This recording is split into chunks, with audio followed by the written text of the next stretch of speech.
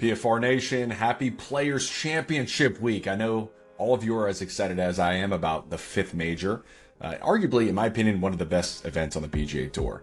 But anyways, this past week, we talked about 9 reasons to take Social Security early on the podcast. And one of those reasons was to take that early benefit, so claim Social Security as early as possible, and go ahead and invest those funds in a side account rather than waiting until full retirement age or even until age 70. So in this video, I'm going to go ahead and break down how that actually plays out using that example from John and Jane's episode this past week to see what strategy wins out. First of all, my name is Kevin Lau. I'm the host of the Planning for Retirement podcast, and I'm also the owner of Imagine Financial Security. We help individuals over 50 with over 7 figures invested for retirement maximize their retirement spending, minimize their lifetime tax bill, and worry less about the financial markets.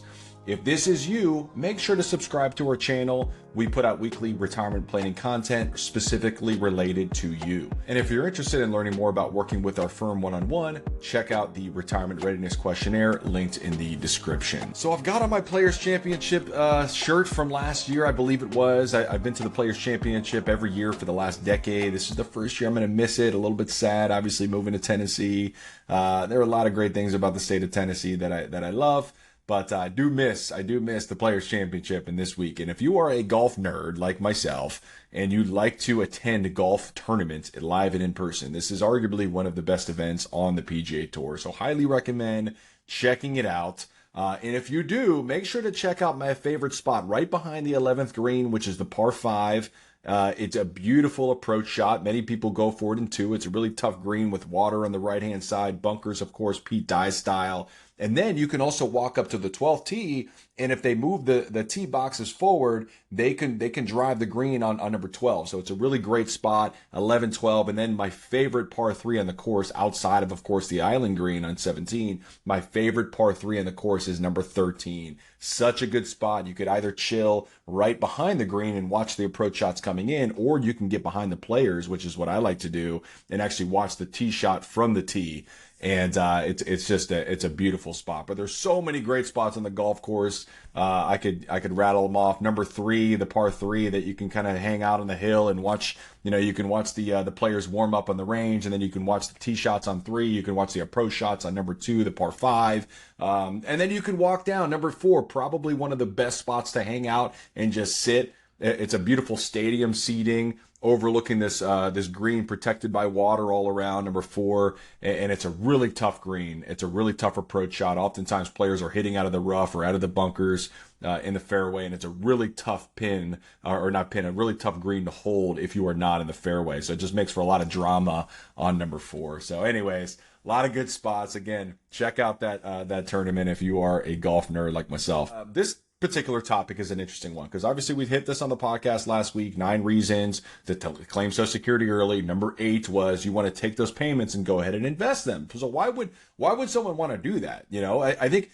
you know, really at its core, some people are not going to really rely on Social Security for a large majority of their income, if at all. In fact, we're actually onboarding a brand new client right now that is in that exact situation. They're both federal employees. They're retired, so they have FERS. And then they also have part-time income right now doing some consulting. So between those sources, they're not going to need Social Security right now. You know, eventually if they retire fully from that consulting gig, you know, maybe they need those benefits later on, but they also have a pretty healthy nest egg when it comes to their TSP and other investments outside of the TSP.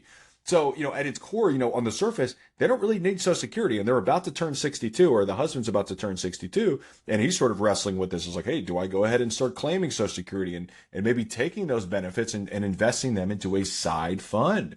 Okay. Another reason, maybe you just want to go ahead and start to build up some additional liquidity. You know, maybe you want to build up a little side fund for later in retirement or for potentially self-funding long-term care, or maybe legacy is really, really important to you. Okay. So yes, there are a lot of benefits to delaying Social Security until full retirement age or until past full retirement age up until 70. And of course, if you do claim early, you know, most likely you're going to experience around a cut of about 30% relative to what your payments would have been if you waited until full retirement age. And then after full retirement age, then you get those 8% a year delayed retirement credit. So yes, there are a lot of benefits to delaying, but there is an opportunity cost, okay? And the opportunity cost that really we're going to look at is if John and Jane both started claiming at 62, By the time John turned 70, they would have collected a cumulative benefit of $397,000. Okay, so what we're going to do is we're going to sort of test this out. Hey, what if they're smart with that $397,000 and those future payments? What could that side fund build up? And then let's compare that to if they were to delay until 70 and receive a higher payment and then start investing those funds in a side fund at that point in time. We're going to see which strategy wins out. Who wins out in the end? When is the crossover point in these particular scenarios? And we're going to look at three. We're going to look at a 6% rate of return, 8% rate of return, and then a 10% rate of return. And we're going to have some fun with this one. So let's dive into the whiteboard here. Okay. 6% annual return. So let me kind of set this table here because there's a lot of numbers on this chart here. All right. So on the y-axis here on the left-hand side, we've got the total value. This is the value of side fund. All right. And then down here, we've got their claiming ages. So the blue line represents John and Jane both claiming at age 62. And then the orange line represents them delaying until 70. So, of course, in the very beginning, this strategy is going to win because John and Jane haven't even collected Social Security benefits during this period of time. Up until right about then. This is when John will turn his benefit on, and then Jane will turn hers on around year 9. Okay, but really, the crossover point here doesn't happen for decades down the road. Okay, in fact, the crossover point here happens, I believe, let me just look at my notes on this one, it happens in year 23. Okay, so in year 23, this is the crossover point, where the delayed strategy, delaying until 70 and investing those funds in a side fund, beat out the claiming early and investing in a side fund. But all along the way, this strategy went down. So at the end of the day, this is John's age. What would it be at that point in time? He would be 85 and Jane would be 84. So if you don't expect to live that long, if longevity isn't on your side, if maybe you have some health concerns, maybe you go ahead and start doing this. Again, you're not going to rely on Social Security. So go ahead and start taking those benefits and be savvy with them. Invest in a side fund. I think a 6% rate of return is pretty conservative. If you look historically speaking at the S&P 500, it's returned close to 10.5%. So we're not even talking about a portfolio that's aggressively invested at this point in time. Okay. But the crossover point does happen, okay, in the mid-80s. So if the expectation is living longer and you want to maximize legacy, let's say you expect to live until your 90s, maybe you do decide to delay until 70 and take those side funds to invest. But let's look at 8%. All right, same scenario, blue line, taking this funds and investing, orange line is delaying. Okay, so look at the blue line. Okay, winning out for quite a while. When does the crossover point happen here? Let me go check all my notes on this one. 8%. Crossover point happens year 27. So 27. At that point in time, John would be 89 and Jane would be 88 years old. Okay, so this is the crossover. So 8%, again, not assuming a super aggressive investment rate of return, reasonable investment rate of return, no question, and you need to stay disciplined over the course of those 2 decades plus. But again, if life expectancy is not on your side and you expect to earn a decent rate of return, this blue strategy wins out for quite a long time. Okay, and look at the dollar amounts here. I mean, this is one thing that kind of blows me away. Look at the dollar amounts at age 90. For the age 62 scenario, we're talking about 7.4 million. Okay, and then the orange strategy, we're talking about $7.7 million. So not chump change by any stretch. So again, if your goal is to maximize legacy to the next generation, you're realizing, hey, taking Social Security later, it's not like my kids are going to receive those Social Security benefits. Yes, my spouse will. If you're married or and your spouse will go ahead and step up to your benefits. Of course, your spouse will be relying on the Social Security benefits. But if your goal is to maximize legacy, this is something to look at. Okay, crossover points happening in your late 80s. That is very, very compelling at this point in time. Let's look at 10% here. This is the one where it starts to really move the needle in favor of claiming at 62 because there is no crossover point.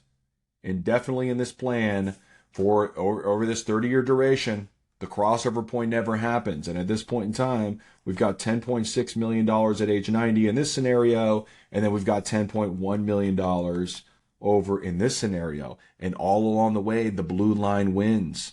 Okay, so 10% annual return, is that a guarantee? No, of course not. And that's one of the reasons why you may want to pause on this one, okay? Because will you stay aggressively invested for the duration of your lifetime, well into your 80s, well into your 90s, okay? But just looking at this on paper, the numbers don't lie, in that, really any three of these scenarios, there could be an argument to taking those benefits early and going disciplined and investing those into a side fund. Because again, you've got this added liquidity all throughout this point in time. And even if you do live past 85, 84, you still have got a nice liquidity buffer on the sideline. Of course, if you delayed and you lived past 85, 84, you were better off delaying and then investing those later on.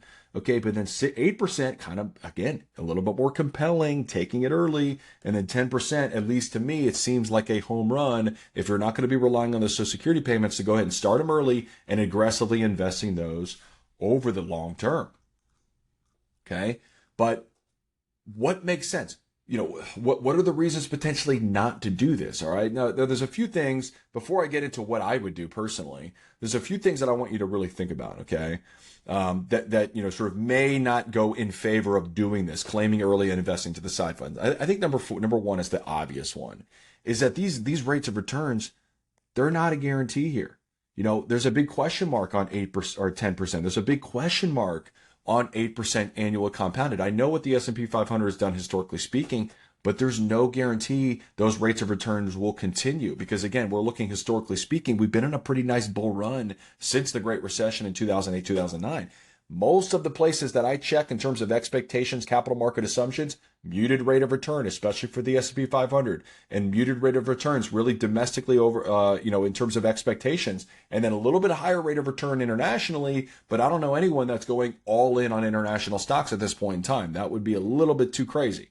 Okay, so these rates of return are not a guarantee, but if you do have the savviness and you do have the risk tolerance and risk appetite, you could do it. You could do it. The second thing I would throw out there is that, we talk about this thing called a Roth conversion window. And what that means is when you retire, the expectation is that your tax bracket will drop because you have no more earned income anymore. And then there's going to be a period of time where that income bracket could stay pretty low until you turn RMD age, required minimum distribution age. Typically that for you all, that'll happen for either age 73 or age 75. Okay, so in that period of time, we talk about the Roth conversion window because this is a great opportunity to begin converting those tax-deferred assets over into the Roth assets if it aligns with the long-term plans. Okay, this is the key. It's not a slam dunk. Just because you are inside of the Roth conversion window doesn't mean you should aggressively convert. And we've talked about reasons not to convert your IRAs to Roth in last week's podcast episode and Whiteboard Fireside Chat. So check those out. Okay, but if it makes sense for you to do the conversions, you may want to do that. And by taking Social Security early, that is added to your taxable income. Not all of it, but up to 85% of your Social Security benefits could be added to your taxable income, which then reduces the amount of room you have to fill up some of those lower tax brackets that you were ultimately trying to fill up.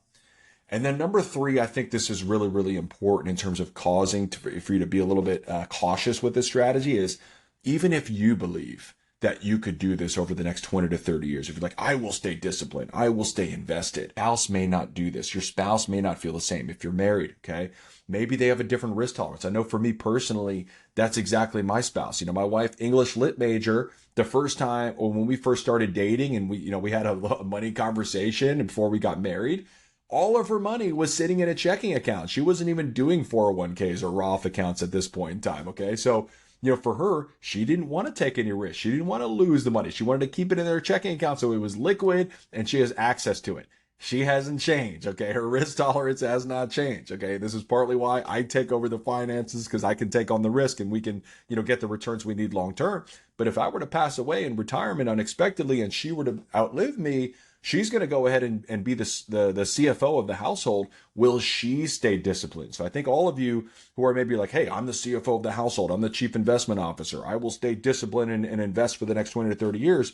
What if your spouse isn't the same risk tolerance as you? Will they stay disciplined? Do they have the risk tolerance? You really need to consider those three things before you go ahead and make this decision, because whoever those decision makers are, not only today, but over the next 20 to 30 years, will also need to be on board with that as well.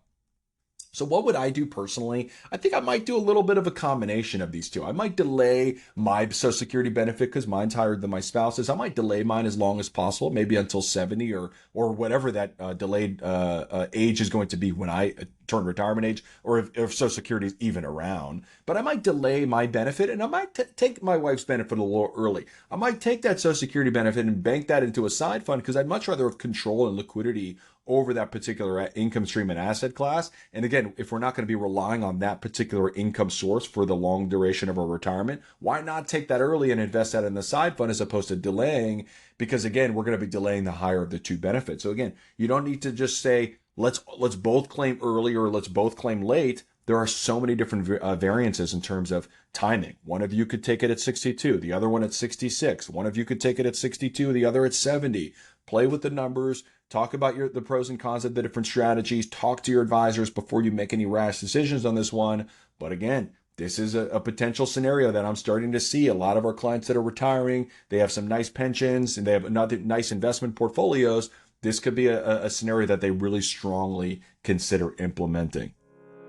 That's it for today, everybody. I hope you guys liked the video. Make sure to like it if you did. And also make sure to share this with a friend or family member who's in that claiming Social Security phase. Okay, I think they're going to find a lot of value, not only in this video, but in other videos that we have posted previously. I'll put a link to the other one, the previous podcast episode from this past week, 9 reasons to start claiming your Social Security benefit early. So I'll link that as well. So go ahead and share this video with someone else who you think might find value. And of course, make sure to subscribe to our channel. Every week we're putting out retirement related content specifically for the demographic that we described earlier, which is what I like to call PFR Nation. Folks over 50 that have cracked the 7-figure mark. Many of them are at least approaching that milestone, and they're looking to make work optional. They're looking to fire their boss. They're looking to travel more, play more golf, spend more time with their loved ones, and worry less about the financial markets.